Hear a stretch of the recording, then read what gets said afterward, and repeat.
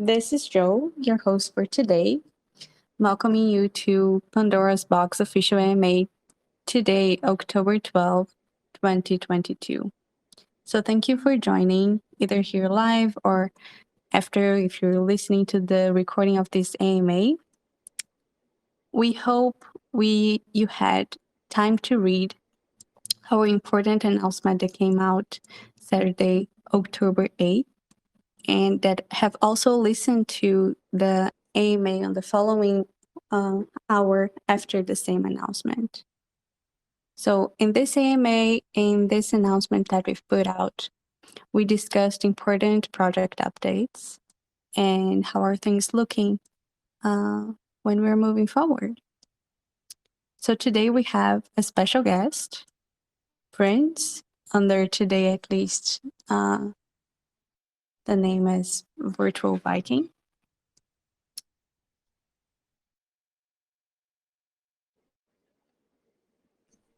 Thanks, Joe. Should I start? He will be, technical difficulties here. We'll be going into more detail about our potential collaboration, the new roadmap, which includes native blockchain and coin, and the options for those who have contributed to the Unboxer private sale as well. So here with us, we have the C2 CEO, like Prince. Welcome. Thank you, Joe, and thank you everybody for being here today. I've got a lot of ground to cover. I've been asked to give you a reasonable overview of what's happening given the circumstances. So I will try to do my best, and afterward we'll have plenty of time for questions. So with that, let me take it from the top. Today, the cryptosphere is filled with problems. You all know it. It's filled with fraud. You hear it all the time. There's probably there was a big one that happened just the other day. But what's interesting is that this team has found a way to fix that. I mean, really fix it. And to do that, we understood we also had to fix some other problems, and that this has to do with the decentralized authorization that goes on today with Bitcoin and Ethereum and all the chains. These were slow, they were computationally wasteful, they were not particularly scalable, and they had problems, not the least of which was all the fraud, because the decentralized authorization is susceptible to many different types of fraud attacks. So we needed to use something about you personally. You know, and your genomic would have been perfect, but we think, how do we collect your DNA and how would we use it? And it just did not seem like it would work because of the difficulties involved, because we needed something that was fast. And so we've decided on your retina, absolutely unique. Even identical twins have vastly different retinas. And what's interesting is that when I started researching retinas, I found there were really very interesting ophthalmological papers published over 14 years ago that are essentially doing what we purport to do. They take a picture of the retina, they basically render it into a graph and use that as a method of authorization. Only they're not doing authorizations. They're just looking for eye disease. They're looking for problems over time that happen with your retina. So I'm looking at this paper, and it was evident to us that were involved at the time that we now knew how to solve this, and so we introduced the Vault. The Vault is a device which I believe you have heard somewhat of, and it will allow you to have your own personal, non-hackable digital identity. And this represents a significant change to the cryptosphere in many respects, but let's talk about the architecture first, and you'll begin to understand. When we have authorization all the way at the edge, decentralized, and even though it is maximally decentralized, it is literally a central authority of one, and that's you. All right? Your retina is so unique. No one will ever be born with it. No one has ever been or will ever be born with it. It's a huge number. And once we have that authorization happening on the edge, then we can use a central authority to record our blockchain, to make to keep the public record. The transactions are already approved. We just need to do it in a way that prevents tampering. So the implications of it are actually pretty far-reaching. Regardless of the system architecture, the crypto that you know won't really change that much, except the fraud will go away, the friction, the frustration will go away. And here's another one, the bots will go away. You can say goodbye to bots, say goodbye to bot networks. People are the only things that have retinas, the only things that will be allowed on. And we've designed it in such a way that even if somebody tries to circumvent it, they're going to have a very, very difficult time with it. So we're very happy with the design so far. And what we have done is, in addition to having written patents to cover this area, we have also written some white papers to describe the tokenomics, the Cryptosphere architecture itself, and the C2 chain. Because this coin, this is going to be a coin with its own native blockchain, and it will be fully functional. So what is most interesting to all of you on this call, I suspect, is that we have been in contacts with the DeFi Collective, and they have decided to work with us to help us raise capital to build out this ecosystem. And so they are very impressed with what they've seen so far with the intellectual property portfolio we've built. And they're looking at this, and they saw when we brought to the table a deal that involved a consumer product that is potentially very valuable, number one. Number two, we brought a token, that was the UNBOX token. Number three, we brought a coin, C2 coin. And number four, we brought equity. And they simply said to us that it's just too much. No, you're confusing, the VCs, they don't understand four things. Nobody has four things. You've got to lose one. And UNBOX is going to take one for the team, because they've asked us to lose UNBOX because in relation to the other three things, it's the odd duck on the table. So what we've decided was to ask the UNBOX customers, investors, if they want to move their position from what they were holding in UNBOX to now to a coin. And some of those dynamics I think have been discussed, or whether or not you want to get your money back. And if you do go the route to get your BNB back, if you go that route, we'll give you a 10% bump on the number of BNB you invested. So those are essentially the broad brushstrokes of what's going on. We're in a fundraising event with the DeFi Collective. The people who are in UNBOX are welcome to participate. So I think at this point we can open it up for questions. Yes, thank you, Black Prince. You've mentioned a lot of great things and went more in details of some that we pointed out last week. I'd like to check here in the chat if there are any new questions, or if you have a question, you can open the mic and ask, or just to type here and we'll be reading and replying to them. I actually have one. So you spoke about the excitement of the DeFi Collective when they saw some of the papers and the patent that we brought up. But when can the public, where can the community or the holders expect to see either the white papers or parts of it? That's a good question.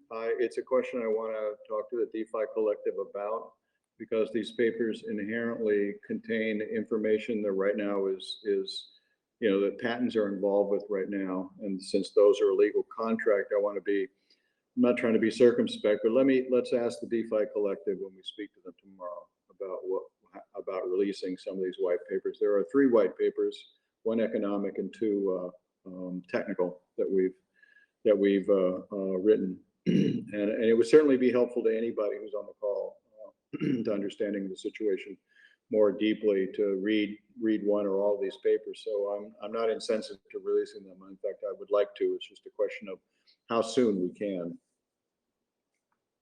Yes, last AMA, majority of our questions were around the chain. So I think if not the full white paper, parts of it could help the community understand the full scope of it. But until these documents are not out yet, you've touched briefly on the chain. Can you tell us a little bit of why are we creating a new blockchain instead of using the existing ones? Well, there's a couple of questions nested in there. We're creating a new blockchain because we have a very different methodology to how that blockchain is built and how it is managed, but it is still a blockchain and it will be public and it will be available to the public. So from that standpoint, nothing is different. But from an architectural standpoint, it's centralized and we have copies of it. We have what's known as inherent reliability, resilience built into it because we'll use mirrored disk drives, but we will also geographically separate instances that will be kept in sync. And there will be at least 2, maybe 3 of these instances. So instead of having the blockchain scattered all over the place, unscalable, we have the blockchain centralized and highly scalable. And I'm talking about orders of magnitude improvement over what you're seeing today with anybody except perhaps Solana. And I believe I understand exactly how Solana is doing what they're doing. I expect I can go further than they do, but I'm not talking an order of magnitude. It's probably a factor of 3 or 4. But in any case, the rationale for the new blockchain is pretty simple. We want to eventually become the go-to platform for every KYC in the industry. We want to be the security layer for a Web3. We want to be the security layer for all social media, et cetera. And we'll start from there. So that's why we need a new blockchain. So important that you used and explained the scalability after our goals and wanting to be the authentication layer of KYC systems and Web3 and social media.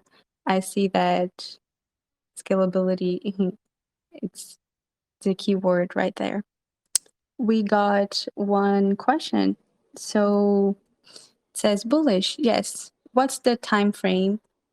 Is what he was going to ask. So what's the time frame on, I believe, our next plans, which is the chain? Please. Well, we're working right now. We're working right now with the Defi Collective to specify what we believe our North Star metric is and what our key performance metrics are. And so I'll read from you what our answer is. We expect to discuss this with them tomorrow. This might clarify. Our North Star metric is quite simply transaction volume.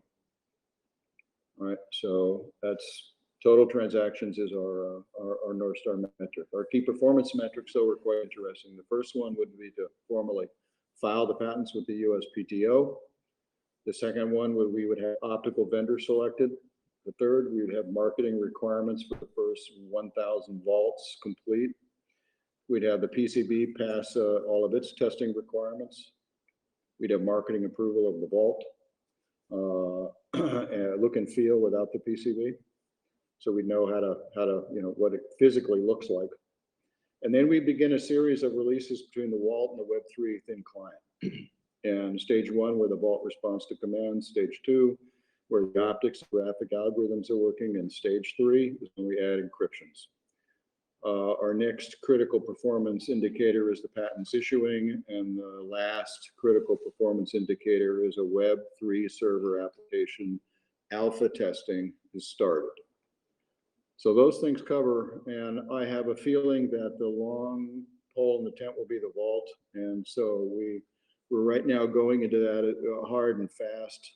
So I would expect that if all things being equal, we're probably a year away from doing something like this. I'd like to do it faster, but I have to be realistic. So what I realized also is that along those performance metrics, we have both the development of the product, the physical product, but also the blockchain, because these things are linked, right? So the development will be in parallel. Yeah, all of it. There are even things that I don't even put on there because they're not difficult. The blockchain and its database, for example, are not difficult at all. And so the architecture makes those things very simple. So they're not even on here. And the Web3 server application is also extremely simple. What we'll do is we'll authenticate you to Web3 and give you irrefutable credentials that we've authorized you. So the start is going to be very easy. So it really is going to depend on how quickly we can manufacture the first 1,000 vaults. I would like to see if the community, thank you, Black Prince, has any more questions. If you'd like to say something, just unmute yourself. You're also free to speak here in our call. Ask a question to the team. One thing I will tell you is we'll pass along DeFi's answer about the white papers we've written, and any white papers they think it's appropriate to release to you, we will promptly, okay? Perfect. Yeah, I think I see someone trying to bring Genio. I guess he would have a few questions and comments for sure. But I'd like to also... How could he not? Well, he's not here to speak for himself. But I'd just like to compliment something that you said, Black Prince, in regards to those who have contributed in the private sale. They'll have their options, and by the end of this week, we'll have at the end of this week, we'll have an email sent out to the private sale contributors to ask what's their option, if they would like to stay with C2 and the Unbox be swapped into C2, or what's their preferred way of moving forward with us. So if you're a private sale investor and by the weekend you haven't gotten your email yet, please send a message in the group and we will source it out and make sure that you get the email. So we have another question from Freya. How long do we have to decide if we want to convert or have a refund? Would you like to take that, Black Prince? Well, yeah, I think you're going to give them the email, and they have some time frame after that email to decide. And I think 2 weeks should certainly be sufficient. That might also allow the decision to be better informed, because DeFi may allow us to release documents so you can read what's going on. So a better informed investor is a better investor. We'll be going more with that, and we'll have also until when the investor should give us a response. This will be also laid out in the email, and we'll make sure to announce these updates in the chat as well. So I see Deckard typing, but feel free to join our voice call. Hey, I didn't want to interrupt, so I was just going to send it by text. But I just had a question for the edification of the community. Black Prince mentioned a scary word in crypto, which is centralization, in regards to the blockchain for scalability. I was just wondering if you could expound at all on how, with that, scalable blockchain centralization, the authentication remains decentralized and retains all the same benefits of a decentralized blockchain, but with the added scalability. I think that's well said. I think that's well said. I would put icing on that cake, and that icing on the cake, I would just emphasize that a lot of the fraud, friction, and frustration that's in Cryptosphere 1.0 seems to disappear. For example, how is a bot going to be authenticated with a retinal scanner? So bots and bot networks disappear.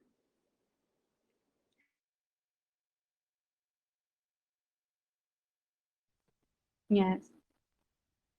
I saw you typing again, Deckard. I guess not. I was deleting what I was typing. Okay.